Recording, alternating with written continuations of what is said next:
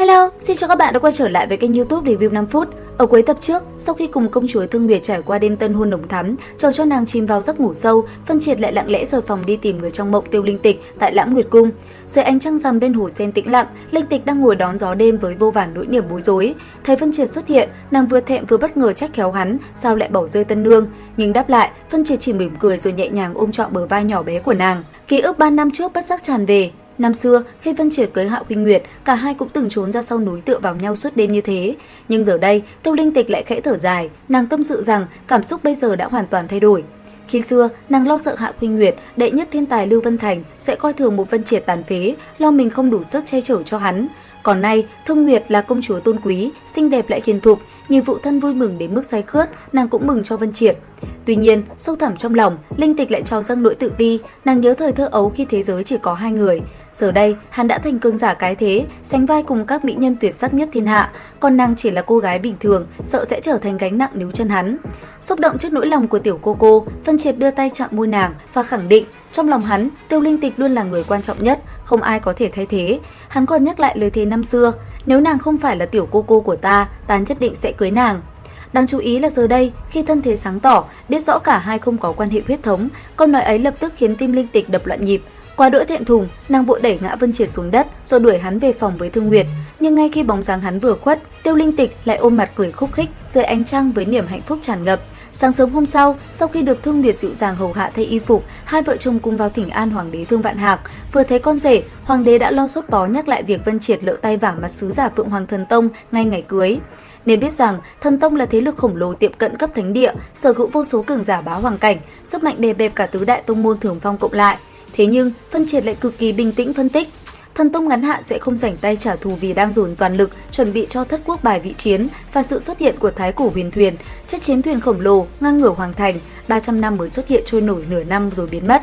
Bên trong chứa đựng trí bảo vô thượng khiến linh thạch dò tìm của Thần Tông cũng phải phát dị tượng. Vân Triệt cũng chốt luôn kế hoạch 1 tháng nữa sẽ rời kinh đô lịch tuyện. Đúng lúc này, hai tinh nghịch tử Thái tử Thương Lâm và tam hoàng tử Thương Sóc run rẩy vào thỉnh an. Nhìn kẻ từng mưu hại mình, hoàng đế căm hận nhưng lại bế tắc không nỡ xử tử vì sợ không có người kế vị. Thấu hiểu nỗi niềm tuyệt tự của nhạc phụ, Vân Triệt lập tức ghé tai thì thầm, hứa sẽ dùng thần y giúp hoàng đế phục hồi phong độ, tái chiếm 300 năm, để thêm vài chục đứa nữa. Hoàng đế mừng rỡ đến run rẩy, lập tức đập bàn tống giam hai tinh nghịch tử và ra lệnh trảm sau 3 ngày. Chưa dừng lại ở đó, trước khi lên đường, Vân Triệt còn ghé qua y thánh quán để thanh trừng y thánh Cổ Thu Hồng, kẻ đã dùng độc trùng phệ hồn đồng mệnh cổ mưu hại hoàng thượng. Xuất hiện như quỷ mị, thấy Cổ Thu Hồng run rẩy chối tội, Vân Triệt tung ngay một chưởng Phượng Hoàng Viêm thiêu thủng lồng ngực lão trong chớp mắt. Đồng thời, hắn tha mạng cho 4 đệ tử với điều kiện trong 3 ngày phải công khai toàn bộ 1000 tội trạng hãm hại hoàng đế của Cổ Thu Hồng cho thiên hạ tỏ tường. Xong việc hậu phương, Vân Triệt cưỡi tuyết hoàng thú thẳng đến băng cực tuyết vực. Tại mật thất Băng Vân Tiên Cung, hắn dị kiến cựu cung chủ, nay là thái thượng cung chủ Phong Thiên Hối, người có uy áp không kém gì Lăng Thiên Nghịch. Vừa gặp mặt, bà đã tung chiêu thử thách. Đầu tiên là 10 hoa tuyết chứa nửa thành lực lượng, đủ hạ gục cường giả thiên huyền cảnh, nhưng Vân Triệt lấy luôn thể xác thuần túy ra ngạnh kháng không chút tổn thương. Tiếp đó, bà tung 7 đóa băng vân liên hoa, phong tỏa không gian. Vân Triệt lập tức rút trọng kiếm Long Khuyết, mở phần tâm kết hợp tinh thần toái ảnh, chém nát toàn bộ liên hoa trong vòng một nốt nhạc. Nhận thấy hắn có băng vân quyết trong người, do Sở Nguyệt Thiền truyền lại qua nguyên âm, Phong Thiên Hối đưa ra hai lựa chọn, một là bị phế võ công, hai là làm nam đệ tử đầu tiên trong lịch sử 1000 năm của băng cung.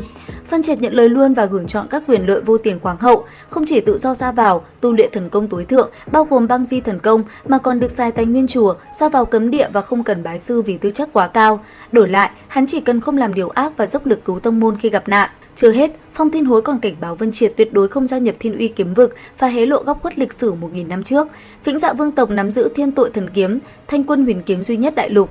Kiếm chủ Hiên Viên Vấn Thiên vì dạ tâm đã tàn sát rồi vu oan Vĩnh Dạ Vương tộc là ma tộc, hiệu triệu các thánh địa tiêu diệt họ. Thủy tổ băng cung là một băng vân, từng được vương hậu cứu mạng nên ghi lại chân tướng để răn dạy đệ tử. Bà dặn Vân Triệt không được sơ mối Hạo Khuynh Nguyệt trước khi nàng luyện xong thần công đại viên mãn. Đồng thời, tiết lộ việc nhận Vân Triệt là để tìm hy vọng hóa giải đại kiếp diệt vong của băng cung sau 1000 năm theo lời sớm truyền của Thiên Cơ tán nhân. Sau khi rời khỏi đại điện, Hạo Khuynh Nguyệt dẫn Vân Triệt đi tham quan Băng Vân Tiên Cung. Trên đường đi, Vân Triệt không bỏ lỡ cơ hội trêu chọc, đòi động phòng nhưng bị nàng lạnh lùng phớt lờ. Tại băng di thần điện, Khuynh Nguyệt giới thiệu đào sinh huyền trận cổ xưa, 100 năm mới tích đủ năng lượng xé không gian một lần và căn điện làm bằng thiên bản ngọc, loại thần thạch thượng cổ cứng đến mức cường giả Vương Huyền đỉnh phong cũng bó tay. Phân Triệt hiếu thắng vung long huyết, dùng 9 thành lực lượng cộng phân tâm chém xuống, kết quả bị phản lực đánh dội lại, tê dại cả tay, còn mặt sàn thì không một vết xước. Để cứu vãn sự bẽ bàng của phu quân, Hạ Khuynh Nguyệt thi triển lam quang làm hiện lên dòng khẩu quyết băng di thần công trên vách đá. Đây là tuyệt học tối thượng ngàn năm qua chỉ có Thủy Tổ và Khuynh Nguyệt sau nhiều tháng ngâm mình ở băng ngục mới nhập môn. Nào ngờ vừa nhìn thấy khẩu quyết, thủy hệ ta thương chủng tử và long thần chi hồn trong người Vân Triệt liền kích hoạt mode hack game. Chưa đầy nửa canh giờ, hắn đã gọi được băng linh nhảy múa khiến Khuynh Nguyệt ngơ ngác bỏ đi, và đến đêm muộn, Vân Triệt bừng tỉnh đốn ngộ, bay thẳng lên tầng thứ 4 của băng di thần công trước sự ngỡ ngàng đỉnh điểm. Liệu rằng với tốc độ gian lận bá đạo này, Vân Triệt sẽ còn quậy tung băng cực tuyết vực đến mức nào? Các bạn hãy nhớ bấm like, share và đăng ký kênh để không bỏ lỡ những diễn biến hấp dẫn tiếp theo nhé. Còn bây giờ, xin chào và hẹn gặp lại!